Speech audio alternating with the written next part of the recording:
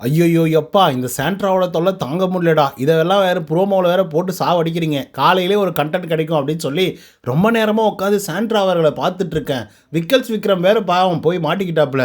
அந்த ஆளு ஏன்டா வந்தோம்? ஏன்டா இந்த பொண்ணுகிட்ட பேசணும்? அப்படின்ற லெவலுக்கு ஃபீல் ஆயிட்டாப்புல. ஏன்னா, அறுத்த ரீலையே அறுத்துட்டு வந்து பார்த்தீங்கன்னா, ஓட விட்டுட்டுருக்காங்க நம்மளுடைய சாண்ட்ரா அவர்கள். ஃபர்ஸ்ட்டு ரம்யா, 2வது பார்வதி, 3வது அமித், இன்னைக்கு விக்ரம் அவர்கள் மாட்டியிருக்காங்க. ஆக்சுவலா திவ்யா மேலே வன்மம் இருக்கட்டும், இல்லை திவ்யா மேலே கோபம் இருக்கட்டும், அட திவ்யா மேலே தப்பே கூட இருக்கட்டுமேப்பா. அவங்க முன்னாடி டைரெக்டாக போய் பேசுகிறதுக்கு என்ன உங்களுக்கு கஷ்டம்? அதை நீங்கள் பண்ணாமல் அவங்கக்கிட்ட இந்தந்த விஷயங்கள்லாம் நடந்திருக்கு, இது இப்படி பார்க்கப்பட்டது, இது ஏன் இப்படி பண்ணிட்டாங்க அப்படின்னு சொல்லி ஏன் உட்காந்து புலம்பிட்டு இருக்கோம் அப்படின்னு நினச்சி சாண்ட்ரா அவர்கள் ஏன் இதை வந்து கன்ஃபஸ் பண்ணக்கூடாது? சரி, ஓகே, நீங்கள் இது ஒரு கேமாக கூட பார்க்காதீங்க, இல்லை இந்த கேமை பார்த்தாக்கா எக்ஸ்போசிங் கேம் அப்படின்னு கூட வந்து சொல்லலாம். சரி, அந்த ஒரு கேமை நீங்கள் ப்ளே பண்ணல, விருப்பம் இல்லை அப்படின்னா கூட சரி, மற்ற ஆட்கள்கிட்ட நீங்கள் ஒரு நியாயம் சொல்லலாமே. இப்போ மற்ற ஆட்கள்லாம் உங்களை வந்து தப்பாக புரிஞ்சு வச்சுருப்பாங்கள்ல. சொல்லப்போனால் திவ்யா அவர்கள் இப்படி பண்ணிட்டாங்க, இதனால் நான் இப்படி பண்ணேன் அப்படிங்கிற மாதிரி நீங்கள் வந்து சொல்லிட்டு இருக்கீங்களே. சரி, மற்ற ஆட்கள் உங்களை பார்க்கும்போது ஐயய்ய என்ன சாண்ட்ரா இவ்வளோ மோசமாக வந்து இருக்குது அப்படின்னு சொல்லி உள்ளே இருக்கக்கூடிய ஹவுஸ்மேட்ஸும் யோசிச்சாங்க, வெளியே இருக்கக்கூடிய ஆடியன்ஸும் வந்து யோசிச்சாங்க. சரி, அதுக்கு ஒரு நீங்கள் ஒரு கிளாரிட்டி வந்து கொடுக்கணும்ல. அதை விட்டு எல்லாருக்கிட்டையும் உட்காந்து சொல்லிக்கிட்டே வந்திருந்தா, ஒரு பக்கம் நியாயத்தை பற்றி மட்டும்தான் நீங்கள் வந்து பேசிகிட்டு இருக்கீங்க. இன்னொரு பக்கம் திவ்யா என்ன யோசிச்சாங்க, திவ்யா ரியலாகவே அந்த மாதிரியான தவறுகள் வந்து செஞ்சாங்களா அப்படிங்கிற ஒரு கேள்வி வந்து வருது. ஒன்று. 2வது, சாண்ட்ரா பண்ணுற தப்பை திவ்யா அவர்கள் வந்து பண்ண மாட்டேங்கிறாங்க. ஏன்னா சாண்ட்ரா எப்போதும் புலம்பிகிட்டே வந்திருக்காங்க.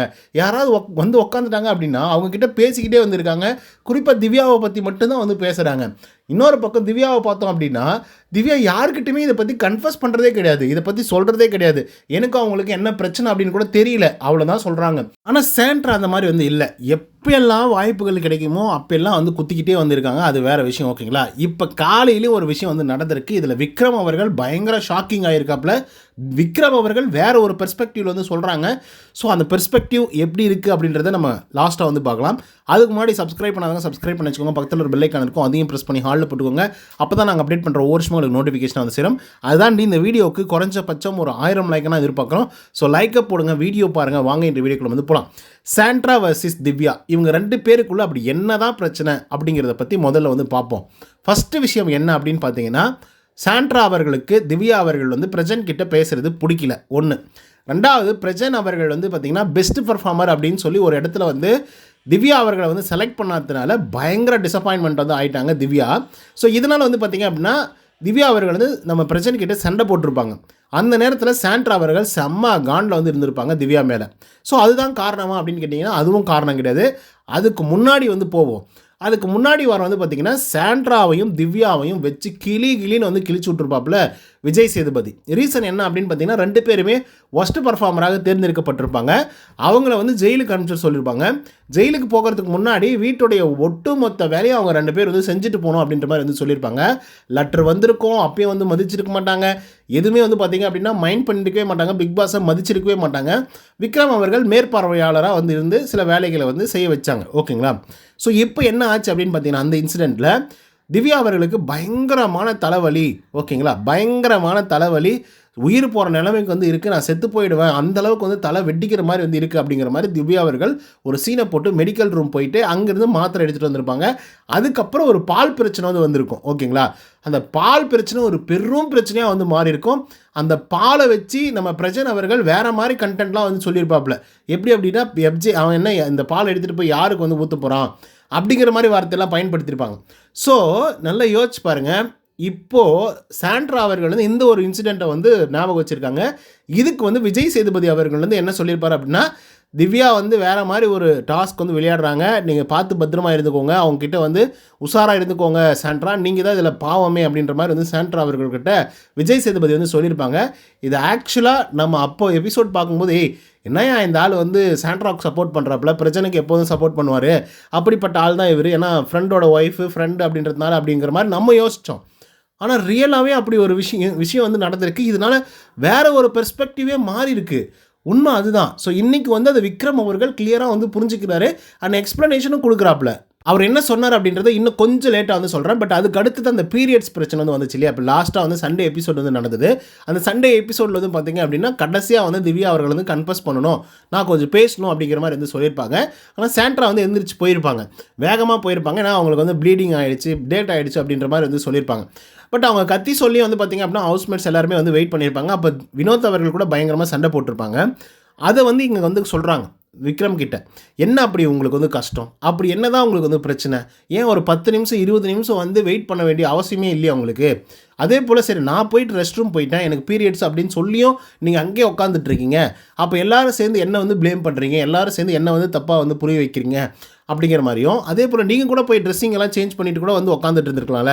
நான் பீரியட்ஸில் வெயிட் பண்ணிட்டுறேன், 20-30 நிமிஷமாக ப்ளீட் ஆகிட்டு இருந்தது. ஸோ அந்த நேரத்தில் வந்து நீங்கள் இப்படி வந்து பண்ணாங்கன்னா ஒத்துக்க முடியுமா? சாண்ட்ரா வாங்க அப்படின்னு சொல்லி கூப்பிட்றாங்க, எப்படி இதெல்லாம் அப்படிங்கிற மாதிரி சாண்ட்ரா அவர்கள் சொல்கிறாங்க. இது கடைசியான ஒரு பாயிண்ட், ஓகேவா? இந்த மாதிரி நிறைய பாயிண்ட் வந்து அவங்க சொல்கிறாங்க. நம்ம சொன்னது 3 பாயிண்ட் மட்டும் தான். ஒன்று, அந்த சாட்டர்டே எபிசோட், அதாவது அன்றைக்கி நைட் வந்து க்ளீன் பண்ணுற விஷயம், ஓகேவா? ஸோ அதனால் வந்து ரோஸ் செய்யப்பட்டது 1. 2வது இந்த மாத்திரை விஷயம் 2. 3வது இந்த ஜெயில் விஷயம்னு ஒன்று இருக்குது. ஒஸ்ட் பர்ஃபார்மராக தேர்ந்தெடுக்கப்பட்டதுக்கான காரணமே திவ்யா தான் அப்படின்ற மாதிரி அவங்க ஒன்று சொல்கிறாங்க. 4வது வந்து பார்த்திங்கன்னா இந்த பீரியட்ஸு, ஓகேங்களா? அதுக்கப்புறம் 5வது வந்து பிரஜன் அவர்கள் வந்து பார்த்திங்கன்னா எவிக்ட் ஆகி வெளியே போனது அண்ட் அவங்களுக்கு வந்து பெஸ்ட் பர்ஃபார்மர் அப்படின்னு சொல்லி கொடுக்காதது. இப்போ விக்ரம் வந்து யோசிக்கிறாப்புல, இது யோசித்து கனி அக்கா கிட்ட வந்து சொல்கிறாங்க. என்ன சொல்கிறாரு அப்படின்னா, உண்மையாலுமே சாண்ட்ரா சொல்கிறது உண்மையாக இருக்குமோ அப்படின்ற மாதிரி வந்து தோணுது. அவங்க பொய்யாவே சொல்லியிருந்தாலும் அது வேறு விஷயம். இன்கேஸ் அது உண்மையாக இருந்தால் நான் வந்து கெட்டவனாக மாறியிருப்பேன்ல அப்படிங்கிற ஒரு விஷயம் வந்து மாறுது. இப்போ சாண்ட்ரா அவர்கள் வந்து திவ்யாவுக்கு தலை வலிக்குது அப்படின்னு சொல்லி மாத்திரை கொடுத்துருக்காங்க. மாத்திரை கொடுக்கல அப்படின்னு சொல்லி பால் பிரச்சனை வந்து வருது. பால் பிரச்சனையால் எப்ஜி அவர்கள் வந்து பார்த்திங்க அப்படின்னா திட்டப்படுறாரு. இவெல்லாம் ஒரு மனுஷனா அப்படின்னு சொல்லி கேட்குறாங்க. பால் கூட கொடுக்க விட மாட்டிங்களா, இந்த பால் எடுத்துகிட்டு போய் யாருக்கு ஊற்ற போகிறான் அப்படின்ற வார்த்தைகள்லாம் பயன்படுத்தியிருக்காங்க. யார்? பிரஜனும் சாண்ட்ரா அவர்களும். ஆனால் அதை முன்னெடுத்து வச்சது யார்? நம்மளுடைய திவ்யா அவர்கள். அவங்களுக்கு தலை வலிக்குது அப்படின்றதுக்காக தானே பண்ணாங்க. ஆனால் அவங்களுக்கு வந்து தலையே வலிக்கலை, ஏன்னா டேப்லெட் கொடுத்து அவங்க டேப்லெட்டே வந்து போடல. ஸோ இப்போது திவ்யா இனிஷியேட் பண்ண ஒரு சின்ன ஒரு ஸ்பார்க்கு அது எப்படி போயிடுச்சு அப்படின்னா சாண்ட்ராவுக்கு நெகட்டிவாக போயிடுச்சு, பிரஜனுக்கும் நெகட்டிவாக போயிடுச்சு. ஸோ இதனால தான் வந்து திவ்யா மேலே சாண்ட்ரா அவர்கள் வந்து கோவமாக இருக்காங்க. அதே போல் என்னுடைய பாயிண்ட் ஆஃப் வியூலேருந்து வந்து பார்க்கும் பொழுது, நான் வந்து அவங்கள வந்து வேலை வாங்கிட்டு இருந்தேன் அன்றைக்கி ஒஸ்ட் பர்ஃபார்மராக இருக்கும்போது.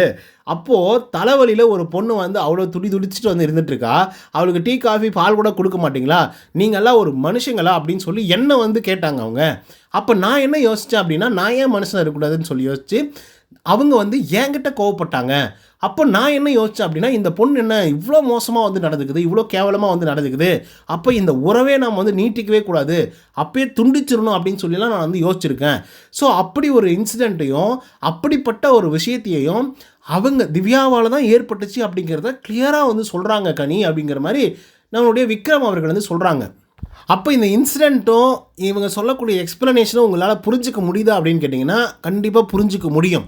உண்மையாலுமே ஒன்றும் இல்லைப்பா, அந்த டீ கப் இருக்குல்ல, அந்த டீயை வச்சு ஒரு இன்சிடெண்ட் வந்து நடந்தது. அதுதான் அந்த நைட் அந்த டீ கொடுக்கல அப்படின்னு சொல்லி அவ்வளோ பெரிய போராட்டமும் ஆர்ப்பாட்டமும் வந்து பண்ணியிருந்தாங்க. நம்மளே வந்து பார்த்திங்க அப்படின்னா நிஜமாகவே திவ்யாவுக்கு சப்போர்ட்டிவாக வந்து பேசிகிட்டு இருந்தோம். ஏன்னா டீ கூட கொடுக்க மாட்டீங்களா, ஏன்னா நீங்களாம் மனுஷங்களாடா அப்படின்ற மாதிரிலாம் யோசிச்சுட்டு இருந்தோம். எப்ஜி அவர்கள் வந்து இந்த பால் எடுத்துகிட்டு போய் வெளியே சபரிநாதன் கிட்டலாம் வந்து கொடுத்துருப்பாப்புல, ஓகேவா? ஸோ அப்படிப்பட்ட ஒரு இன்சிடெண்ட் வந்து நடந்திருக்கும். அதுக்கு பிரஜன் அவர்கள் வந்து ரியாக்ட் பண்ணியிருப்பாப்புல. எப்படி ரியாக்ட் பண்ணி, என்னடா இந்த பால்லாம் எடுத்துகிட்டு போய் அங்கே வச்சுருக்கீங்க, என்னடா நீங்களாம் மனுஷனுங்களாடா நீங்கள்லாம், இந்த பாலை எடுத்துகிட்டு போய் யாருக்கு ஊற்ற போகிறோம், அவங்க அப்பாவுக்கா இல்லை அவங்க அக்காவுக்கா அப்படின்ற வார்த்தைகளை வந்து அவர் பயன்படுத்தியிருப்பார். அப்போ அந்த ஒரு வார்த்தையை பயன்படுத்துறதுக்கோ இல்லை அந்த இன்சிடெண்ட் உருவாக்குறதுக்கோ காரணம் யார்? திவ்யா. ஸோ இந்த ஒரு இன்சிடெண்ட்டை அவங்க சொல்லணும் அப்படின்னு சொல்லி எல்லாருக்கிட்டையும் வந்து சொல்லிக்கிட்டு தான் வந்திருக்கு. இந்த ஒரு இன்சிடெண்ட் போதும் ஒட்டுமொத்த பெர்ஸ்பெக்டிவே மாறிடும்ல. இப்போ இது யாரால் நடந்துச்சு? திவ்யாவால் நடந்துச்சு. இது யாருக்கு நடந்துச்சு? இதனால் யார் அஃபெக்ட் ஆகினாங்க? சாண்ட்ரா அவர்கள் அஃபெக்ட் ஆகினாங்க, பிரஜன் அவர்கள் அஃபெக்ட் ஆனாங்க. இப்போ திவ்யா அவர்கள் வந்து உண்மையாலுமே தலைவலிக்குது அப்படின்னு நினச்சிருந்தாங்க அப்படின்னா, இல்லை தலை வலிச்சிருந்தது அப்படின்னா கண்டிப்பாக டேப்லெட் போட்டிருப்பாங்களா இல்லையா? போட்டிருப்பாங்க. அப்போ போட்டிருந்தா தலைவலி ஒருவேளை இருந்திருந்தால் சரியாக இருந்திருக்குமா இல்லையா? சரியாக இருந்திருக்கும். அதுக்கு டீயோ காஃபியோ குடிக்க வேண்டிய அவசியம் இல்லையா? இல்லை. ஸோ அப்படி இல்லாத போது அவங்க பாலை கேட்டிருக்க வேண்டிய அவசியமே இல்லை, அதுவும் இல்லை. அப்போ பாலை வந்து எப்ஜி அவர்கள் நான் கொடுக்க மாட்டேன் அப்படின்னு சொல்ல வேண்டிய அவசியமும் அந்த இடத்துல வந்து இல்லை. அதே போல் அதை எடுத்துகிட்டு போய் சபரிநாதன் கிட்ட கொடுக்க வேண்டிய அவசியமும் இல்லை. அதுக்கடுத்து தான் பிரஜன் அவர்கள் வந்து இந்த பாலை எடுத்துகிட்டு போய் இந்த கருமத்தையும் எங்கே போய் சேர்த்த போகிறான் அப்படின்னு சொல்லி வார்த்தை விட்டுருப்பாரா? விட்டுருக்க மாட்டார்.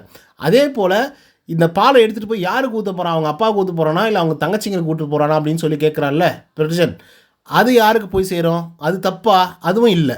புரியுதுங்களா? ஸோ இந்த மாதிரி எல்லாமே வந்து பார்த்திங்கன்னா ஒரு இன்சிடெண்ட்டை வச்சு அப்படியே மையப்படுத்தி சுற்றிக்கிட்டே வந்துருக்கு.